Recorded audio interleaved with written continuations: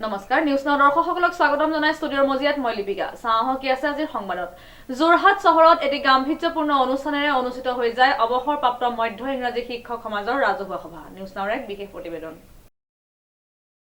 যোৰহাট চহৰত এটি গাম্ভীৰ্যপূৰ্ণ অনুষ্ঠানেৰে অনুষ্ঠিত হৈ যায় অৱসৰপ্ৰাপ্ত মধ্য ইংৰাজী শিক্ষক সমাজৰ এখনি ৰাজহুৱা সভা উল্লেখযোগ্য যে যোৰহাট জিলা অৱসৰপ্ৰাপ্ত মধ্য ইংৰাজী শিক্ষক সমাজৰ এখনি ৰাজহুৱা সভা যোৰহাটৰ মুক্তি যুঁজাৰু ভৱনত অনুষ্ঠিত হৈ যায় সভাখনিত সভাপতিত্বৰ আসন শুৱনি কৰে মহিৰাম বৰাই সভাৰ আৰম্ভণিতে এগছি বন্তি প্ৰজ্বলন কৰি বিপুল হাজৰিকাই সভাখনৰ আঁত ধৰে থানুৰাম বৰাই সভাৰ আৰম্ভণিতে প্ৰয়াত শিক্ষকসকলৰ হৈ 1 মিনিট মৌন প্ৰাৰ্থনা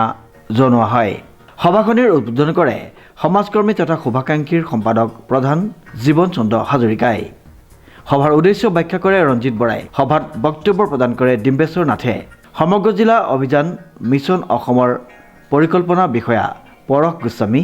মধ্য ইংৰাজী শিক্ষক সংস্থাৰ প্ৰাক্তন সম্পাদক প্ৰশান্ত শইকীয়া আৰু জয়ন্ত বৰুৱা যতীন বৰুৱা পৰাণ কুমাৰ শৰ্মা কৃষ্ণ বাহাদুৰ ছেত্ৰী যোৰহাট মধ্য ইংৰাজী শিক্ষক সংস্থাৰ সভাপতি তৰুণ চন্দ্ৰ দাস মানিক বৰা প্ৰভাত ৰঞ্জত গগৈ কনক নেওগকে প্ৰমুখ্যে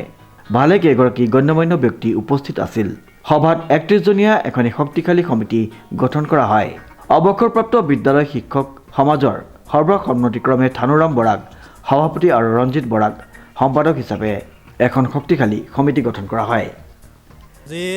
মুক্তিযুঁজাৰু ভৱনত অৱসৰপ্ৰাপ্ত যোৰহাট জিলা